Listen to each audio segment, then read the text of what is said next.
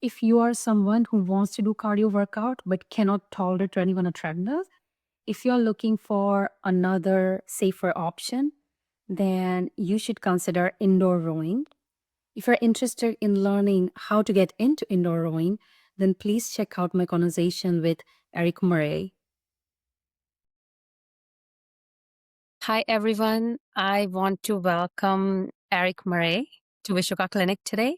Eric is a former rower and he's from New Zealand. He has won gold in 2012 and 2016 Olympics, and he has won 8 gold medals in world championships. Is that accurate, Eric? That is 100% accurate. You did right there. And he's still rowing. He has not stopped. He is also an indoor rowing specialist. So welcome, Eric. How are you today? Yeah, thank you for having me. No, looking forward to it. Yeah, you summed up everything perfectly.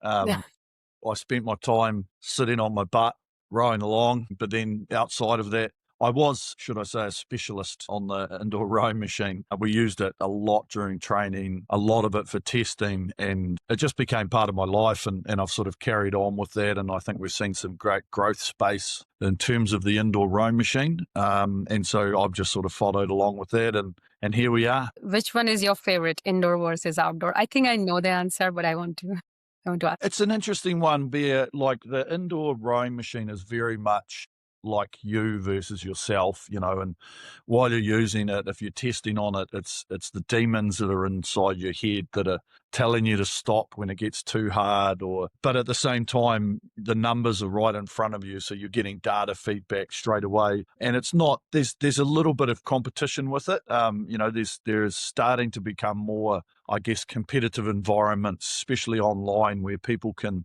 go and race against other people, different age categories, different weight classes, that type of thing. But whereas if you're using it by yourself, it's very much something that the longer you spend at it, the more you understand what you're actually doing. I guess the more gratification, or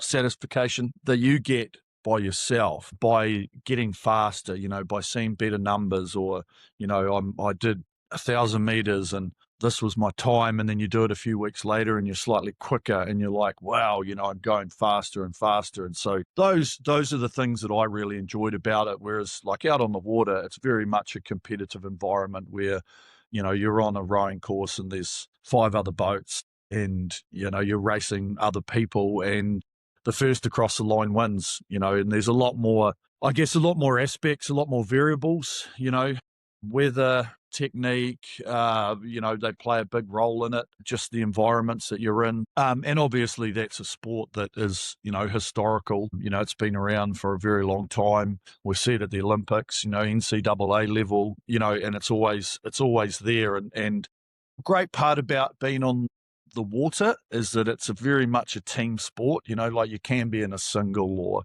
doing it by yourself, but the majority of people are going to belong to a club, so there's a really big social element to it, plus all the teamwork that comes with it.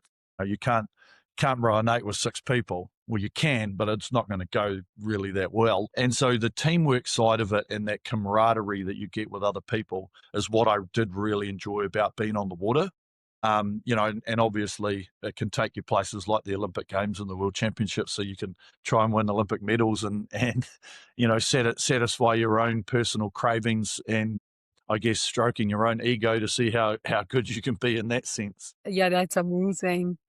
And today I do want to talk about specifically indoor rowing, because I'm trying to talk to women out there who, let's say, have never done rowing before and who wants to start something which is low impact cardio. And also I had conversation with Dr. Jocelyn Wittstein a few days ago, and then she did mention that rowing can actually also help your bone mineral density of spine. So it checks 2 boxes. So yeah, if you can start talking, by talking about some of the terms, because it's like for beginners, people might even don't know what are the technical terms of rowing.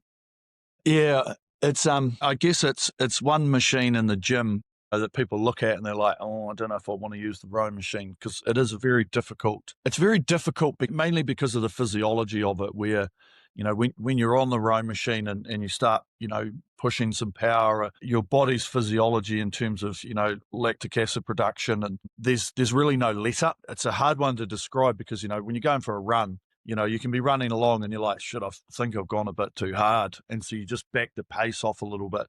But with the rowing machine, because you're really working a whole body movement, so you've got so many muscle groups that are activated at one time, there is no let up. And so when you're doing it, it's about trying to understand what you're working with and how you're doing it, to one, do it safely, but the other one to really push so many different aspects, because yes, you've got the cardiovascular system, your skeletal system in terms of like your bones and how you can, I guess, load yourself, but keeping yourself in a nice frame so that you're not overstressing certain parts of the stroke. All of those come into the equation when you're using the rowing machine, but it can be a very, very nice machine to, I think for years, the Concept 2 machine was voted, the number one fitness machine in the world because you can do so much on it. There's resistance settings which allow you, if you did want to, push it a little bit heavier and create a little bit more stress on the body, which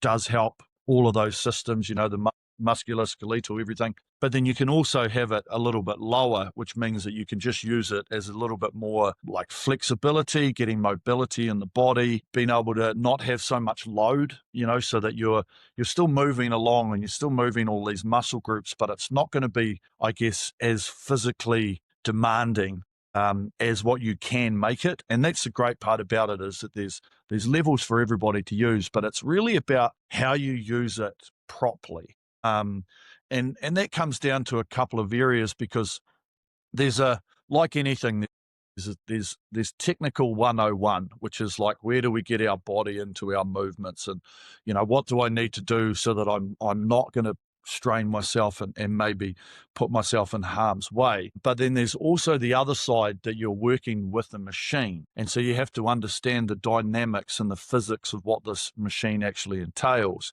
No different than sitting on a wind trainer or running on a treadmill or anything like that, is that, you're not the one creating the force, so to speak, on those machines. The treadmill's going for you, so you're just trying to keep trotting along and making sure that you don't fall off the thing and, come flying backwards. And, the rowing machine is quite similar, as it's once you're getting the flywheel of the rower up to speed, it's then about how can I maintain some consistency to continue this motion going, and getting a mindset change and a slight psychological change to be, I'm going to keep this flywheel moving. I'm going to tap it along. I still need to use energy. I still need to use my own physiology in terms of getting my body into the right forms and into the right places, but then using the muscle groups in a sequence to then be able to propel, the stroke and get that going again. And so it is really about learning and understanding the basics of what we're trying to achieve, in terms of the process of the sequences that you're trying to get the body into, so that you're set up ready for what on the rowing machine. When we take the front for the drive, we call it the catch, because it's obviously like in a rowing boat, as you put the blade in the water and then you push, catch. And then when you're finished, that's the finish. So on the rowing machine's no different, as we have the point at the front where we have to create our speed, which is, create the flywheel movement. And then when we get to the finish, we release that pressure and that tension, but then we have to do it again, and there's no stop. It's back and forward and back and forward and back and forward for as long or as short as we want to do it. And that's where the great thing about the machine is, you can either be on there for time or distance. You can do interval training with it.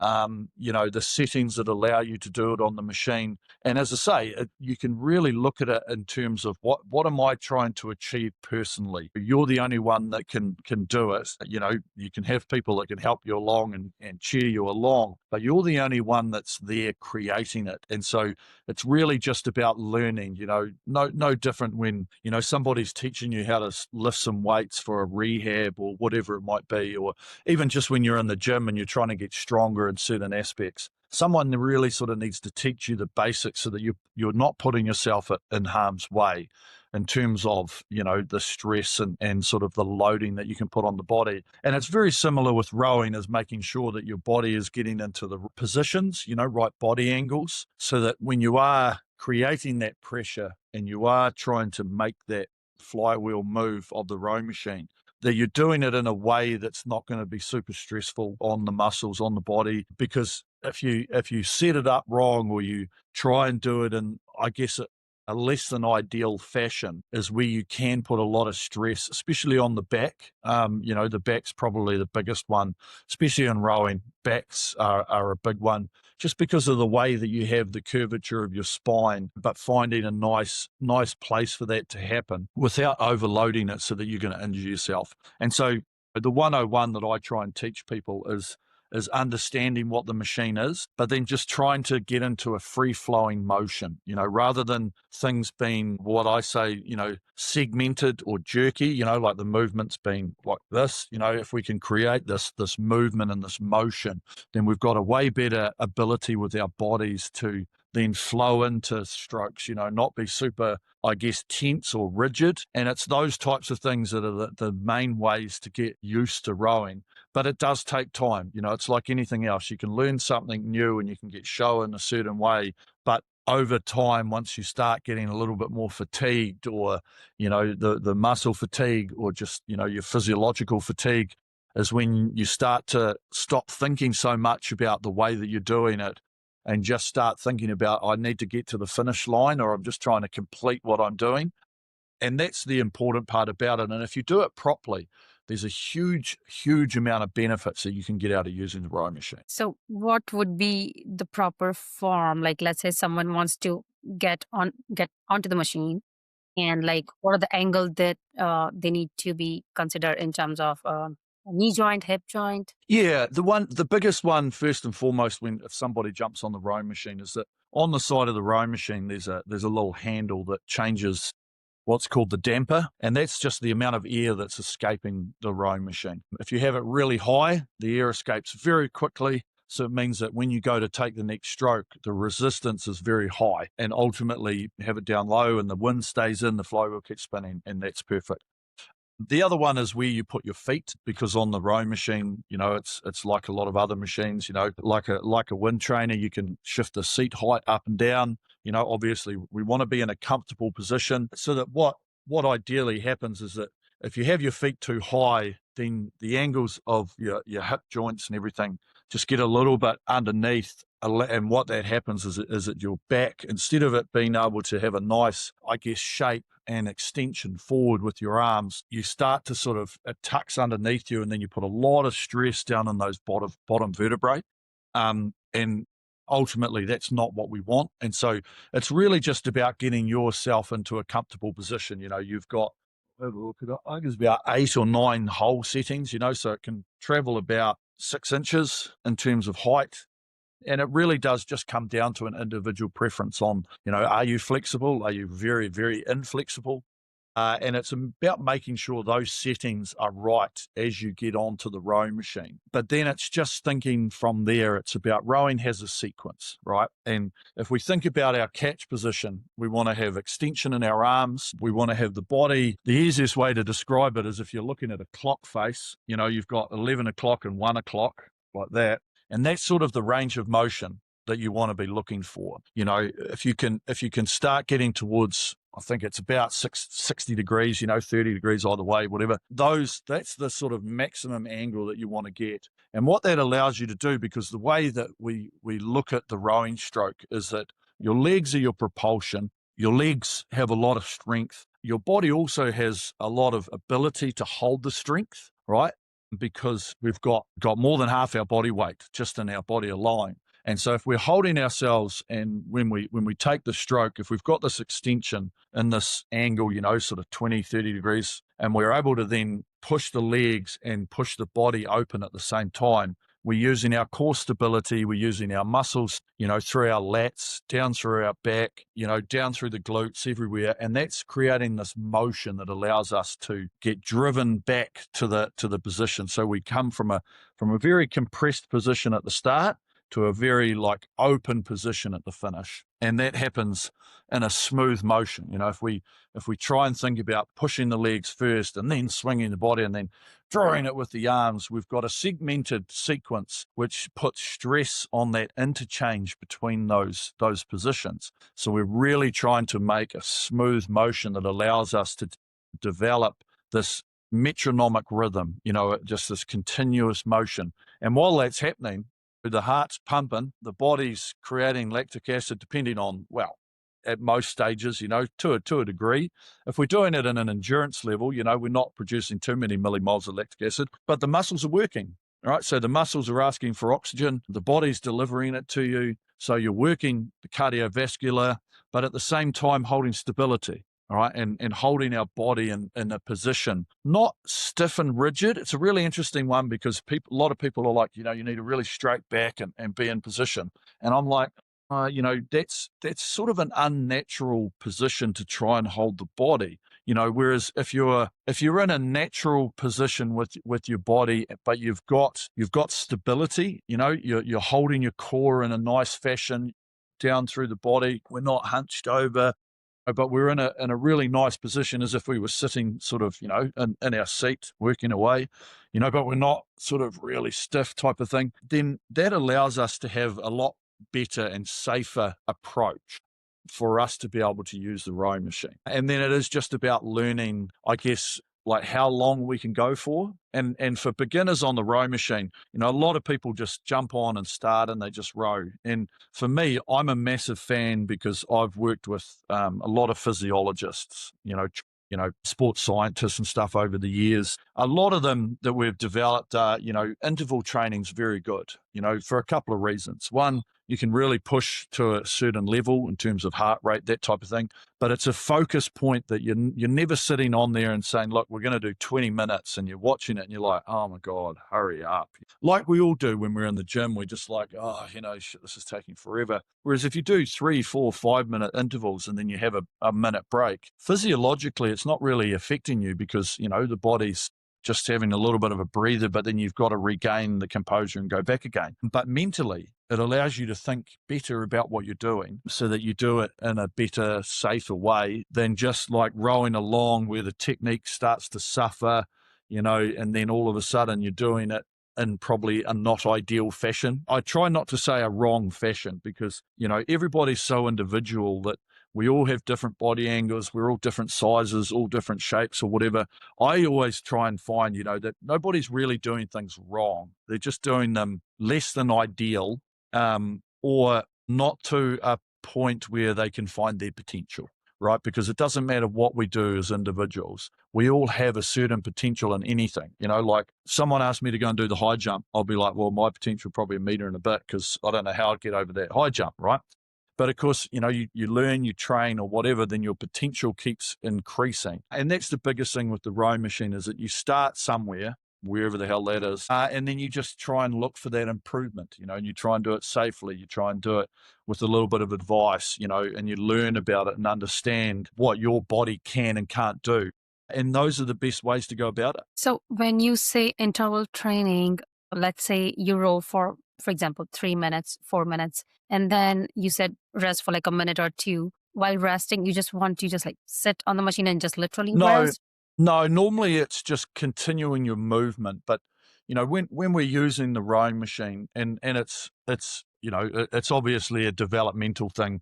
We all develop in certain ways is that generally when we're on the rowing machine, we have to have a certain level of intensity. Because if we're just rowing along back and forward, we're not really putting that stress, because whenever we do any sort of exercises in the gym or on the bike, running, whatever, we have to build ourselves to a level of intensity that our body is like, okay, I need to think about this a little bit, you're asking, the heart rates are rising, that type of thing. So it's really just trying to figure out while you're doing it, what is this level of intensity that I can manage? And so when we're on the rowing machine, a lot of times there is so many different intensities that we can do. And that comes down to coaches or personal trainers like, right, we're going to do this. And I want you to keep the stroke rate up a bit higher. So you are going to work a little bit harder. But when we're not under that, or we're having that rest period and that type of thing, is that, physiologically, in terms of like the human physiology, is that if we just stop, the muscles like got all this lactic acid or hydrogen ions or whatever else in the bloodstream and sitting in the muscles, and they're doing nothing. But if you're continuing just to move a little bit, just keep rowing along and think about it. You keep the muscles wanting that oxygen to come and help flush out all the I guess, non-desirable byproducts that you've got sitting in there. And then you start to feel a little bit better, so that when you go to do your next like set or whatever, then your body's ready to do it, rather than just sitting, stopping, and then going to do the next one. And you're like, oh, shit, the muscles are tight now, and it's less than desirable. So whenever we are using it, it's just thinking, what level of stress am I trying to put here for the amount of time? And it's like, if you were asked to do, let's just throw out a number here, like 4 or 5 minute pieces, with a good intensity, you're gonna figure out in the first one, like, what's the intensity that I can manage so that I'm not like overcooking, overcooking myself here. But you're finding something where you're like, oh mate, like I'm breathing pretty heavily here. I can feel the heart rate, so to speak. But then the next one, you're like, well, your body's like, well, I can get you back to that same position, or maybe just a little bit less or whatever.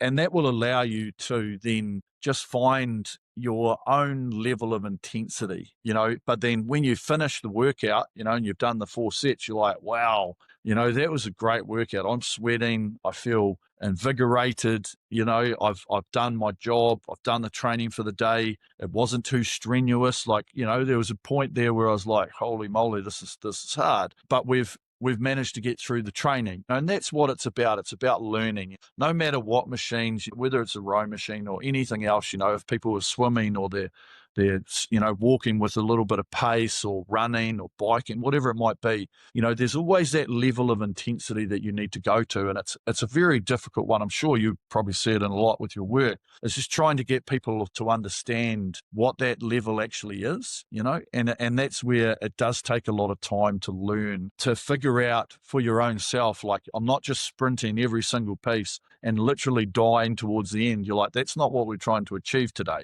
We're just trying to achieve something where we're holding our form, our posture, the heart rate's going to rise a little bit. We're going to produce just a little bit of lactic acid, but not a lot. So we're more in an endurance state rather than in an anaerobic, we're very aerobic. And those are the types of things that we just have to learn as individuals, which is a great thing in any way, in any sort of sporting sense. It's what we need to be able to do. Great, great. Understood. So sort of like active recovery in between 2 high intensity sessions. So everything else is Yeah. still moving smoothly. Yeah, and it's a funny one, because like, obviously if you're an athlete or you've done a lot of things in the past, you'll understand what those types of things are. Whereas if you're very much in the beginning sense, you work hard for the set or the weights or whatever that you're doing, and then you're just like, oh no, and you're just like, wait till the next one, rather than actually figuring out what physiology is all about, and being able to have that active recovery, and there are different levels of the active recovery as well, which I learned throughout my career, depending on the types of workouts and stuff that you're doing. Eric, what would be the warm-up strategy before the actual session? To be fair, one thing that I it's very much dependent on the types of workouts that you're doing. You need to be able to build up to the intensity that you're being asked to do. Like, the easiest one is if you've just been asked to do, let's say 20 minutes of just nice, consistent rowing or whatever. When you jump on the row machine, the first things that I try and teach people is that your body has natural elasticity, right? If you just said, I'm going to start doing some deep squats, if you're in the gym, you ain't going all the way first up, or you ain't chucking all the weights on. You're going to just get a little bit of mobility going first. And then once the body starts feeling, a little bit more loose and whatever, then you can start to add the pressure, and start to feel I guess the numbers or the demand that you're putting on that you want from your muscles. So when you're on the rowing machine, I call it elastic length. And so when you're sitting on the rowing machine going up and down on the slide, just going to a natural position, because you can't go right out to length straight away, because your body will be like, whoa, holy shit, pal, like, geez, my muscles aren't ready for that. So it's just sort of starting off nice and smoothly. A lot of people like to do exercises where they'll sort of break down the motion of the stroke, start with the arms, then start thinking about the body swing, and then travel forward further and further on the slide, which is a very, very easy way of starting out, and getting this warm up sorted. But it is all about just knowing your body's natural elasticity. If somebody said to you, look, can you go and touch your toes, straight away, first thing in the morning when you get out of bed, you'll be like, no way. But if you've moved around and you start getting loose and you stretch yourself and that type of thing, after a while, you'll be able to do it because you've had that time to be able to build it up. So it is really quite individual, but it's also just learning about your own body and going, well, I know that it takes, if I'm going to go for a run, I'm not just going to walk out my gate and start running. I need to walk out for a little bit, maybe get a little bit of a jog on, start getting the speed. And the row machine's no different. It's just been like, how long do I need to be? How much pressure am I applying? I normally think that if you're just going to be doing like a good training session of aerobic work, nothing too high, stroke rates, low to medium sort of numbers. You'd sort of need that sort of 6, 7, 8 minutes just to get the body loose and start the blood flow getting to all these muscle groups. And then you're ready to go, and by the end of that warm up period, you should be starting to feel the intensity that you would like to hold during your session. So of course, if you're going to do interval training at high rating, like let's do some 1 minute pieces, like fuck, we're going to pump these out, it might take 15, 20 minutes, could take even longer, because you need to build the body up, and you can't just go from 0 to 100 in terms of your stroke rate.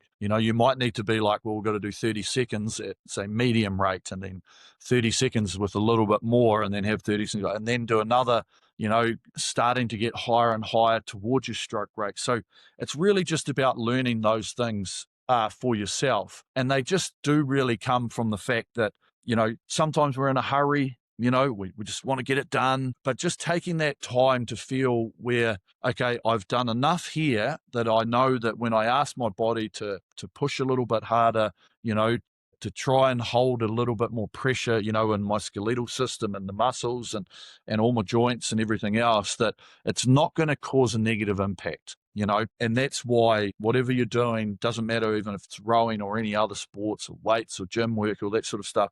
It's just about building it up till you're in a position where you are confident in yourself that you aren't going to get harmed by then doing the intensity that's required for that workout. Sounds good. And I guess the same goes for cool down once Yeah, the yeah. session is done. Yeah, one big one that, I've, like, if you're just doing a standard rowing, like session on the rowing machine, and the time ticks down, or you get up to 20 minutes and you're like, yeah, you beauty, do whatever. Really, it's about getting yourself into a comfortable position in terms of, say, heart rate. Heart rate, obviously, it's the easiest one to work with, because heart rate monitors now, we've got Apple Watches, we've got Garmin's, we've got everything that measure heart rate. When I first started, you had to have quite specialized straps, that would be measuring your pulse in and out, blah, blah, blah, and giving the feedback to the watch. Whereas nowadays, everything's very, very easy to do. That if you're puffing and panting and you're looking at your heart rate and it's like, shit, it's 130 or 140 or whatever, you'll be like, pretty hard. I can't hold a conversation here. So I'm working quite hard. So when you're cooling down, you'll know that if it's stepped back below 100, but it's taken you 5 or 10 minutes to get to that point, if you can hold a good conversation, that's when you're ready to jump off. But a lot of times, depending on the machines and stuff that you're using, there's so many different ways to warm down. Like you don't specifically have to sit on the rowing machine and do it.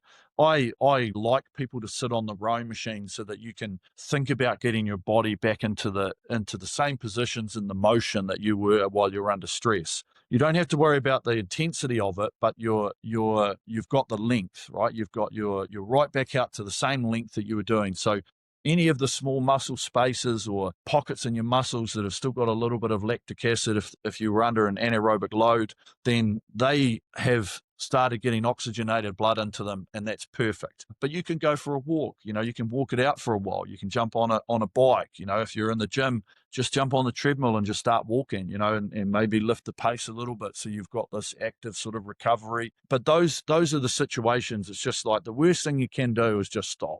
I've been in positions where I've done some pretty intense tests and I've stopped. And because I'm exhausted, like I'm fully maxed out, I'm done, nothing left. But of course, 5 minutes later, you're just like, I feel awful. I've got lactic acid in my muscles that I haven't managed to get out.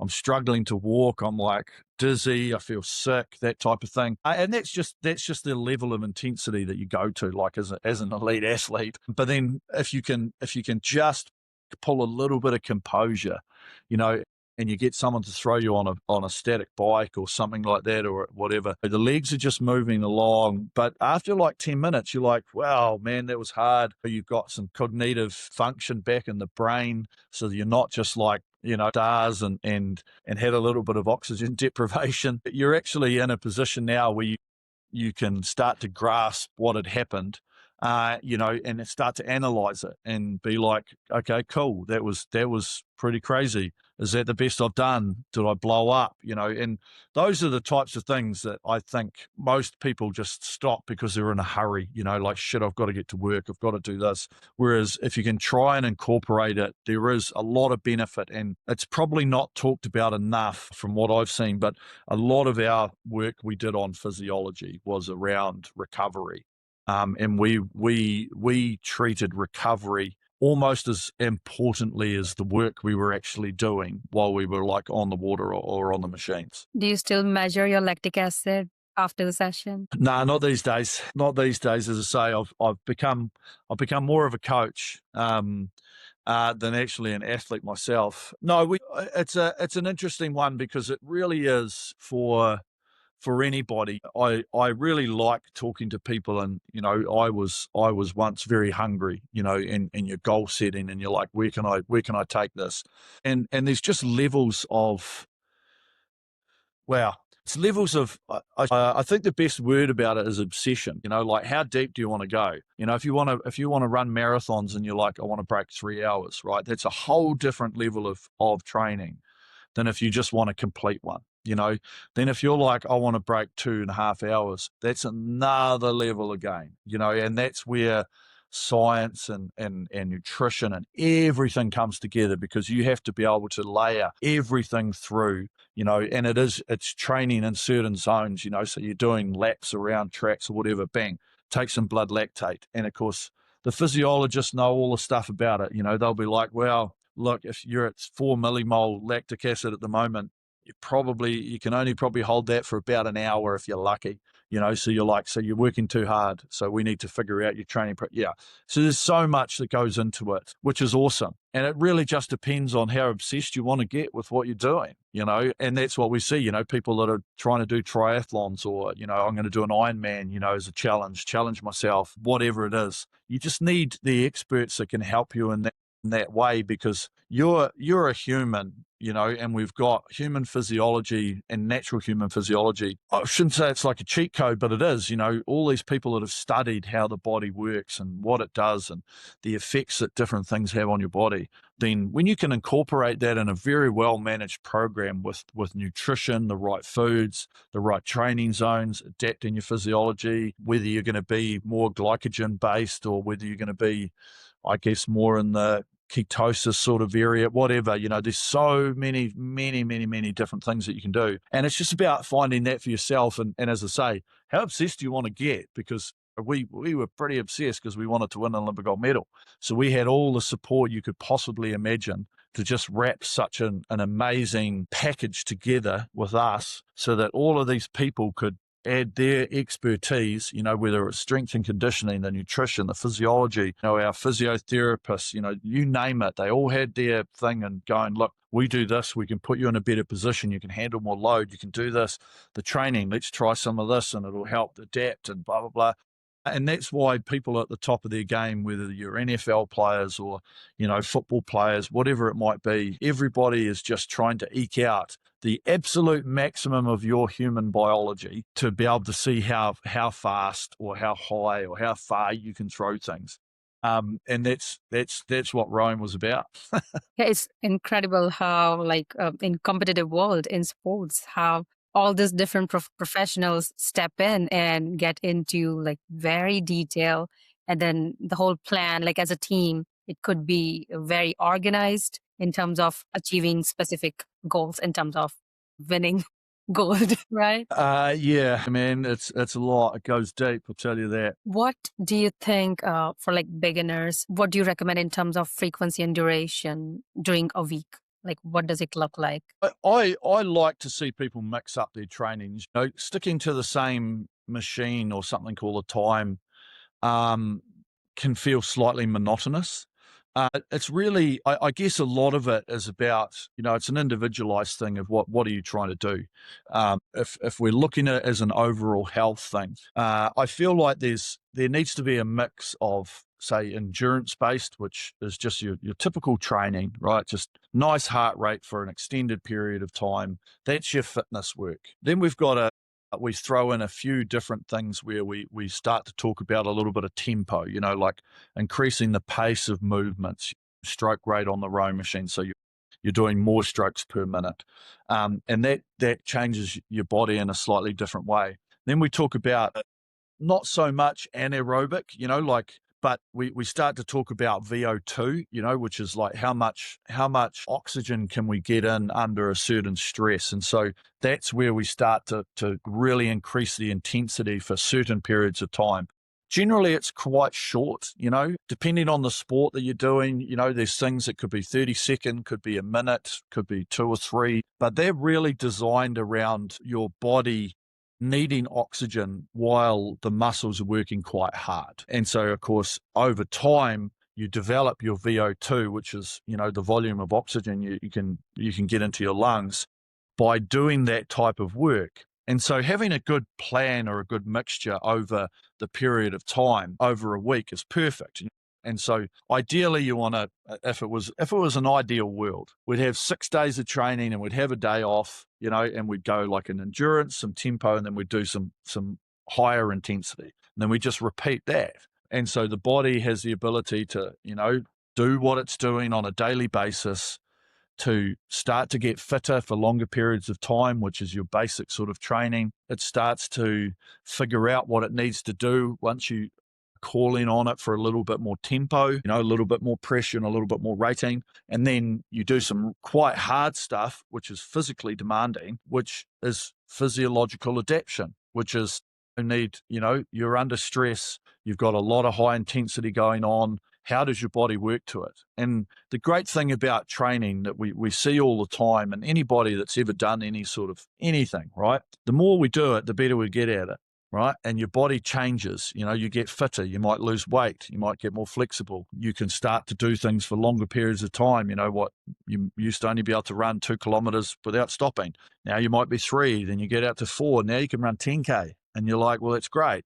And all it is just been a learned thing that your body's gone through to be able to deal with that. And so those are the types of things that I think sometimes get lost because we will go to the gym and we'll just do, like someone will say, oh, look, I want 15 minutes on the treadmill, and we just run, and we just do we sort of do one type of zonal training, which is sort of specific heart rate stuff. But over time, the body needs to be able to do a whole range of that. And then if you look at it on a strength side, you can look at, if you were at a gym and you've got a personal training program or whatever, sometimes when you're there, or this week might be 10 or 12 reps. Now you might start getting down to 5 or 6 reps, and that's a completely different system. That's a lot more load on your skeletal system, but it's helping you adapt. It's making you stronger. It's making you fitter. And so rowing's no different. There's so much that you can do. I just like that we figured out that a really good mixture of things helps you improve faster, and it also gives you a realistic understanding of what you can do. And so once you've done these types of sessions, even though some of them are pretty brutal, you know what you're in for when you go back. You're not in the dark. You're not blind. It's not like, Jesus, I don't know what's going to happen today. You sort of have an understanding that I've done this before. I know what I'm in for. So you can work towards accepting what you're about to complete, but do it in a really nice fashion it's going to allow you to get better, better, fitter, faster, stronger. And Eric, what one needs to know about static versus dynamic rowing on an org? Yeah, so I'd say 90% of people, 95% of places would have a static rowing machine. It's fixed to the ground. Probably a Concept 2. They are the leading global brand. There's some of them that are water rowers. There's a few other brands around. Those are the ones that you would see just about all the time. Techno gyms sort of got a rowing machine, and there's a few others that are smattered around the place. Those ones are really focused on your body and the way that you can move mass. Okay. So, you get into a compressed position at the front and you've got to move all your mass away, which is where your legs and your body are driving. You're trying to hold, which is, in terms of technique, I Googled it for ages because I was like, what the hell? I was trying to pinpoint a saying, and it's called non-contractive tension or passive tension. Right? It's where you'll see it with people in the high rocks or whatever as they're running along with the kettlebells, right? They don't have contraction in their muscles. So they've got non-contractive tension. So they've still got, the muscles are like being drawn and sort of pulled with the strength that they've got to be able to hold the weight that's there. And thanks to evolution, our fingers are pretty good at holding onto things.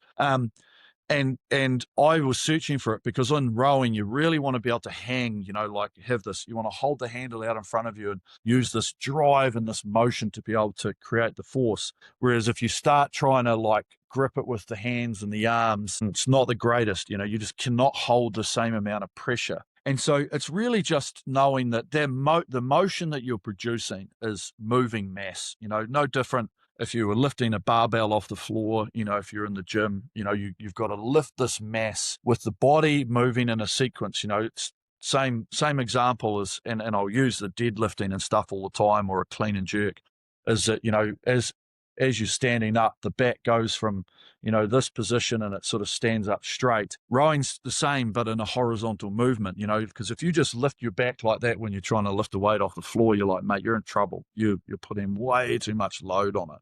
So rowing's very much similar, where we don't want to just lean straight into it because then we just load the back quite heavily and then we're pushing. And of course it's like, oh, shit, all that tension's going through, the core and into the lower back. And so that's why it's a sequence. And so it is a dynamic movement on a static machine.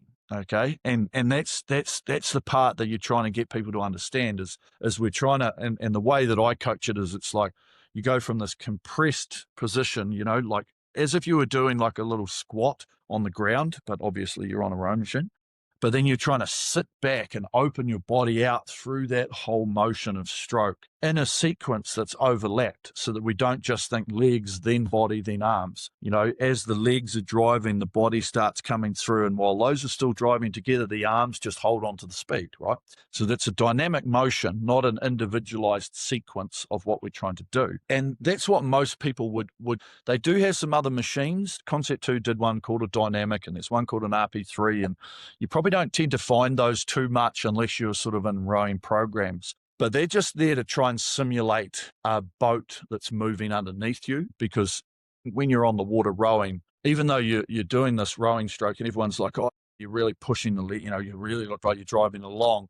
But actually what you're trying to do is hold your body in a position and move the boat past your body. And so there's the real dynamic sense of it, rather than what we're doing on the rowing machine, which is pushing all your weight this way and then bringing all your weight forward and then doing it again and doing it again. But as I say, a lot of it needs to be just thought about as a continuous motion, momentum, inertia, start to think a little bit about physics and know that there's equal and opposite reactions with your force, so if you've driven the boat, or you've driven the erg, needs to go back and do it again, but how do you get out of this position? Because if you're stuck back here and then you're like, I need to really engage myself to get back over, rather than thinking about the body's ability to have this motion that can really find this one easy movement throughout your stroke. Got it. Got it.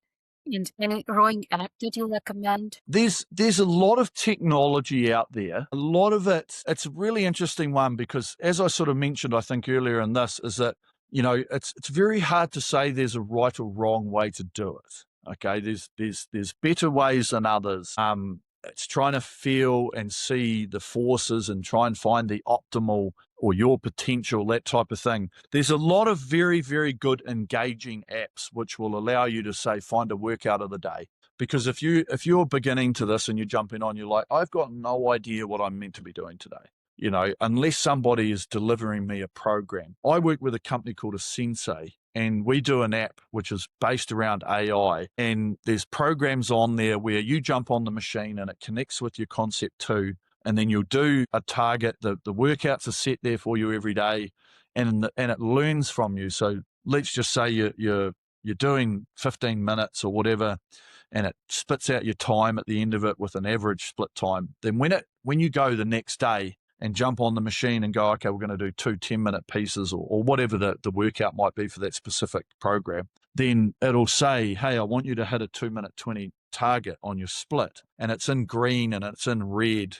if you're hitting it or if you're not hitting it. So it is targeted upon trying to get people to understand the intensity needed, especially for beginners, for you to get better on the machine. Because you can just sit on the machine and row away, but trying to find the correct intensity, and I like the running analogy is the easiest, it'll be like, if you're doing a program, they'll be like, okay, we want 7-minute 1 kilometer pace, or I don't use miles, sorry, we're in another country. There's targets that they're set for you for your intensities. Okay, we need to be hitting a 6-minute. We're going to do 1Ks at 7, 1K at 6:30, 1K at 6 minutes, 1K at 5:30. So it gets harder and harder and harder as you go through. And the Sensei app does that for you because it sets a target and it learns from your own ability, which is there's nothing really else out there on the market like it. Whereas a lot of the other ones are really just an engagement where there'll be different programs that you can get. They all sync with the machines really, really well. That's a great thing about a Concept 2 machine, is whether you've got an Android or an iOS device, you can connect it, you can do things. There's a lot now that are coming out where you're actually watching different, it's like gamification. So you might be going, I'm going to do, say, 2,000 meters on the row machine, but you're on an actual rowing boat and there's other people around you. So the whole Zwift model and that type of thing starting to creep into the indoor rowing space. So there's plenty of things out there for people to look at and to decide, is this going to be a machine where I can actually use? And I think it is an underrated machine if you can use it properly. Because of what it actually does for you physically, mentally. There's not too many machines out there where it's like, this is really hard and I'm going to have to push through it. Especially if you do some of the tests, and you go, the gold standard in rowing is a 2,000 meter test on the row machine. And it's hard, man. There's not too many other like tests out there in the world that you do that and you can be a quarter of the way into it and you're just like, I think I've got to stop, I've gone too hard. But then it's like, mentally, what does that do to you if you stop? Can you finish it and go, Jesus, I went way too hard in the start, but then actually I got to halfway and I didn't feel as bad as I was a minute and a half ago. So I'm going to get to the finish line and then I'm going to be like, Jesus, what did I put myself through? That was terrible, whatever. But then you learn from it and you go, well, next time I'll do it a little bit better, and so everybody's working on that to try and make it go quicker and quicker and quicker, and you learn. And it's like anything, the more you do it, the better you get at it, the faster you can go. So there's great stuff out there to be able to help. I just find I've started doing a lot more coaching and analysis with people because I try and stay off social media as much as I can. Well, not to a degree, but of course there's so many forums, for people that use the indoor row machine, and they'll be like, can someone give me a form check? And I'll read the 50 comments underneath it, and I'm like, oh, mate, holy shit. Like, just a lot of it is everybody's coming from a perspective of like, I'd love to help you out, I'd love to give my piece of advice and all that sort of thing. Thing is with the row machine is it's not really this. It's very much there's no blueprint for somebody to be a coach. It's just an experience thing. And that's why I'm trying to be like a little bit more like, okay, hey, look, I did it. I set 4 world records. I've used it for like 25 years. I know how to do it safely. I've never been injured on it. I've seen what it can do. I've seen people that have got injured on it, but I work with very good people that do the training programs, but I can help you psychologically, plus with the technique to be able to do it. And so it's really just trying to see that now with the growth space that is indoor rowing, because we look at what High Rocks is doing, CrossFit sort of started it. Now the High Rocks movement, everybody's got to do 1,000 meter on the row machine. And there's just, I'll see big guys that, and I'm like, you got another 30 seconds or more in you, pal. Like if you just did it better and just started to like actually get a little bit of coaching. But it's a hard thing to do because it's like, unless you're there with somebody in their gym or watching them online, it's quite a hard, like it's not so specific to be able to be with somebody every day to coach. And that's why just trying to figure out how we can help people by giving them the best possible advice and watching them and then seeing what they can do. That's really where I feel like we can find some really good movement for people to find their own betterment. Eric, you mentioned about you have seen other people being injured and you never got injured. So, like, what are the common injuries that you have seen and how someone can be cautious not to injure themselves? Yeah, I don't know if we can. I was going to set up the row machine. I just don't know if I've Yes. got enough space. I just don't know if I've got enough space for us to like see it. Okay. Um, That would be great. I'll Yeah, maybe I'll just push this back a little bit and I'll just see how much of the row machine we can actually like get into the equation. It's probably about, we'll be able to get to most of it. Well, the one thing, as I mentioned before, with the setup on the row machine is that, you've got your feet where you want to be able to put them. And of course you can have your feet like way up here. And that's obviously if you've got little feet. If I put that there, the knees go up really high and then it sort of tucks my hips underneath it.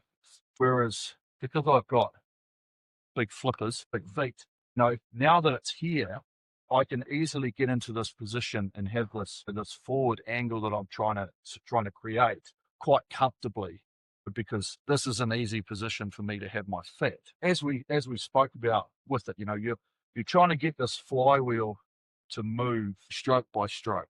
And when we are using, the basic strategy of the rowing machine is to like push the legs, to have the body come through with that drive, and then the arms are just finishing off the stroke. Now, what you get taught in the 101 basics is to try and reverse that so that you get the arms away, you get the body forward, and then you come forward on a slide, ready to do that again. And this is where I talk about everybody's completely different. It's like some people can get a lot of compression and get right out here at the front, but then other people don't have much flexibility than they're only here. The load that's created on the row machine when you are like using the legs and the body is that if we're doing it in the right sequence and we've got a lot of muscle power in our legs, our glutes, our hammies, our quads, that we have stability in our core, right? And when I said to you before, like natural position, right? So I know that I've got good stability in my core. I know that if I was to put some pressure behind the handle, that my body's going to be able to hold that. Whereas a lot of people get told, you've got to sit up really tall, and be really like this. And of course, you're quite stiff and rigid, rather than it being like, say, quite elastic, and sort of, we don't want to be coming in like this, and having a hunchback, so to speak, because that's not a great position to be in either. But we want to just be in a comfortable position where you're like, you know what, I'm sitting pretty good. I know that if I come in here to like take a stroke, I've got the ability to hold my body in the right posture and stuff like that. The main injuries, and this is where the hard part about rowing comes from, right? And I use the analogy really well, is that when this flywheel's moving, we have this gear system on the machine that we have to be able to pick up like time and time again, right? And so it's very difficult because there's like a slip, we don't just get to the front and the power's on automatically. There's this period right in around here where the flywheel's moving at hundreds of RPMs a minute. And there's a point where we're on zero, but then we have to get up to the hundreds with the gear system that's there. Now, the easiest way to do it, which is also the non-ideal way to do it, is to come in and just go fight with the body, right? So everybody comes in and they go, and they've got the power on, they can feel the tension, they're like, and I'm going to use that. But if you saw that and you, your expertise in the area, you'd be like, oh shit, that looks really hard work on the back, and that's what it is it like you go like this, and I can already feel like down through my back, like the load that's creating on my body. Whereas we have to think about this like you're starting a lawnmower, right? You can't just go oof and pull the cord out and it starts. You have to create that acceleration of the machine. And that's really what we try and do on this machine, because if we get the sequence right, when we use all of these big muscle groups first, and then as they're driving, the core stability in the body starting to get, driven back through here, we're in this position, which is about 3/4 of the way through, which is pretty much your maximum point of power, right? The knees have just gone past sort of 90 degrees. So, that's about the maximum sort of force that you can start pushing on the legs. The body's coming with that. So you've got 50% of your mass has been driven from this point through to here, and then you're just holding the creation of all of that to the finish. And so when you can start getting into that, you're into this whole continuous motion and process of the machine, right? And so every stroke is requiring effort, okay? But you're in this non-contractive tension area, this passive tension, like I'm not trying to do this with my arms. I'm actually really trying to feel the drive and the force and the sequence of the stroke. The body in a nice position. I'm not putting too much load. I'm not trying to do this. I'm not really trying to grab it and go away from that. Really trying to get this motion to stroke, which allows you to be continuous. I've only done about 30 seconds, but you're using so many different muscle groups that the body's like, righto, I need to send you some oxygen. I need to send some blood around the place. And that's why this machine is so good for all of that, because there's just so many aspects and so many different muscle groups and so much cardiovascular that goes with it. Which is why it's one of the best machines you can actually use. Catch my breath for a second. Workout. But yeah, that was perfect.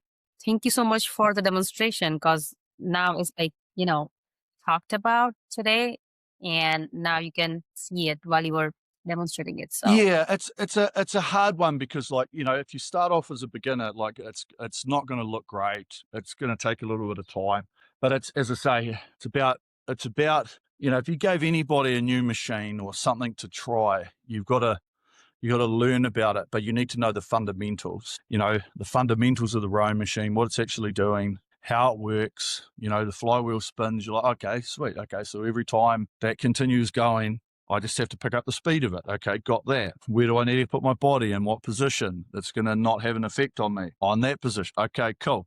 And then it's just about working on it, and feeling it. And we as individuals are the only ones that can identify. Like I can see a lot, like we can all see a lot of stuff. You can see a lot of stuff with things that you do. But of course, the person themselves are the only ones that can actually say, this hurts. This is when I do it in this shape or in this frame, doesn't feel as good as it could, or it doesn't feel natural, there's something wrong. And so whenever we're doing anything, we just have to be able to use our own brains to be like, okay, I'm trying to identify this. I'm trying to, I guess, figure out what should or shouldn't be done, or how it should be done, with the basic understanding of what it actually is, and then just developing that as you go through with it, as you get better, as you learn more about it, as you get fitter or stronger or faster, whatever else, because you are the one that can identify the feeling of it, the stress that your body's under, the loading. Is it too heavy? Take the drag factor down. Does it feel too quick? Maybe take it up a bit. You're a bigger guy, stronger guy, whatever.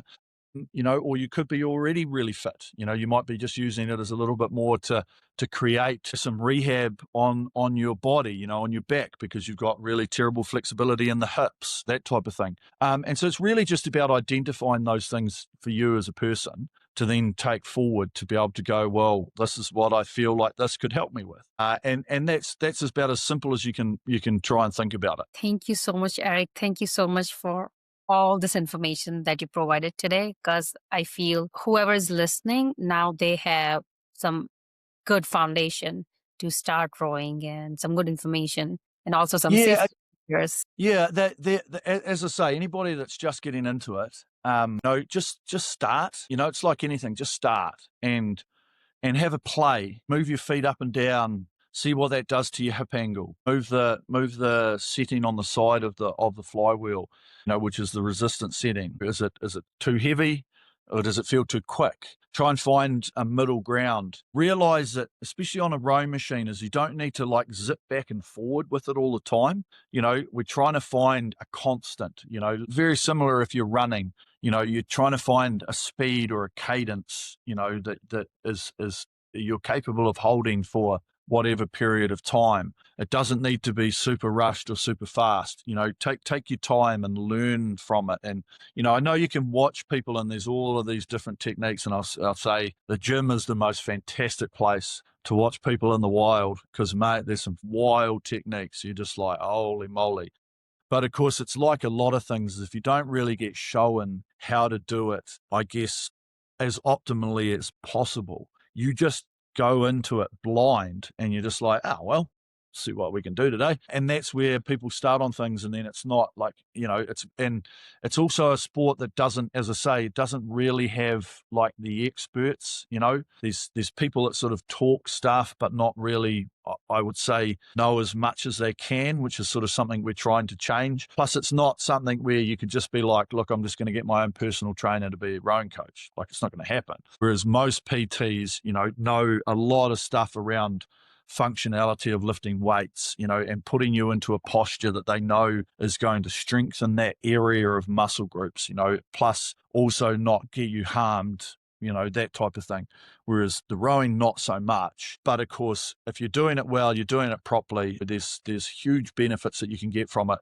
And it is one of the lowest impact sports, like, as I say, if you're using natural elasticity like I was, just to roll forward on the slide, you get your joints and your muscles and your setup into a position that you can manage. And if you're trying to get a little bit more flexibility, then as you're sliding forward, you're just like, could I just let myself slide a little bit further forward?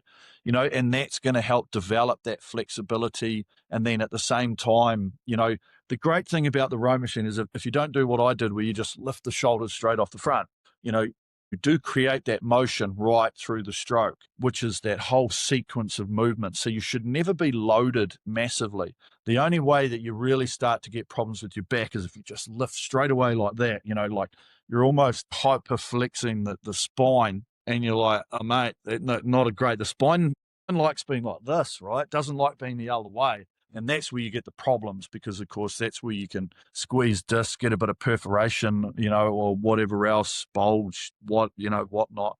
Whereas with the row machine, because it is it should be reasonably just parallel, really symmetrical, straight up and down. It works really well on symmetry of your muscles because, if you've got good length and you're holding yourself in a good stable position, all the muscle groups from side to side should be working relatively symmetrically. It's not like you're pushing harder on one leg than the other, one arm's stronger than the other. You're really building symmetry in the body, and it's in a nice frame, like straight, forward and whatever else, which is a really good way because we're not having to twist and load. We leave that for the conditioning work, whereas if we're in the gym and you throw, medicine balls and you're twisting and that sort of stuff, you're not, you've got control of it and you've got functionality of it yourself rather than being like, okay, well, I'm doing this and twisting and loading. You're like, oh, that didn't feel good. And so the symmetry of it as well is a really good thing to help build that muscle and symmetry, so that you don't have, depending on if you're right-handed, left-handed, with your right foot or your left foot, one's going to be better than the other, and this helps balance everything out. And you're bracing the abs the whole time, basically. Oh yeah, Gently, I mean. Yeah. Yeah, it's just, that stability side of it as well, as it's just getting yourself stable for the amount of like force that you can apply or are willing to apply. Depending on the workouts and that type of thing. If you're really going to like throw some really good numbers down, way more stability, right? You've got to be, and you've got to warmed up into it, and then you've got to have that stability.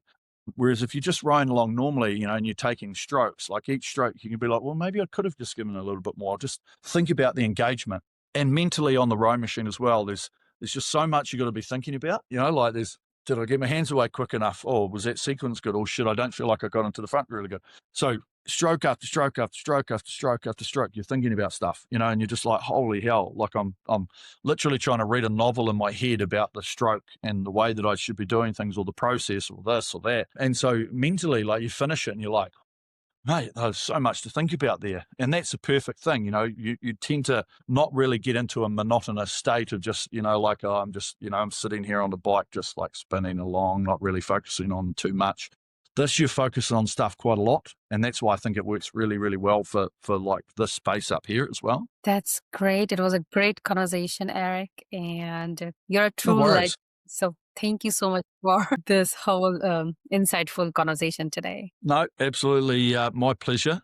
I like people helping people out as much as I possibly can, because I know that we all have our different areas that we know how to do things. And I've always been a big fan of just being able to share knowledge. And if I can help somebody in a better way, I'm sure somebody can help me in a better way in some other aspect. So, it works well. And if we can, as I say, I've got a passion for rowing, and I know that it can actually be a very good tool for a lot of other people. It might not be for everybody, don't get me wrong, right? But I definitely think there's a space for people to try and see if it is something for you that you can incorporate into, your daily life, your weekly life, or part of your own programs for your own benefit. If you are someone who is going through perimenopause or menopause, then please check out my program. Link is in the description. If you enjoyed the conversation with Eric today, and if you want to explore my other conversation with this other healthcare professional, then please check the video over here. I will see you there. Thank you.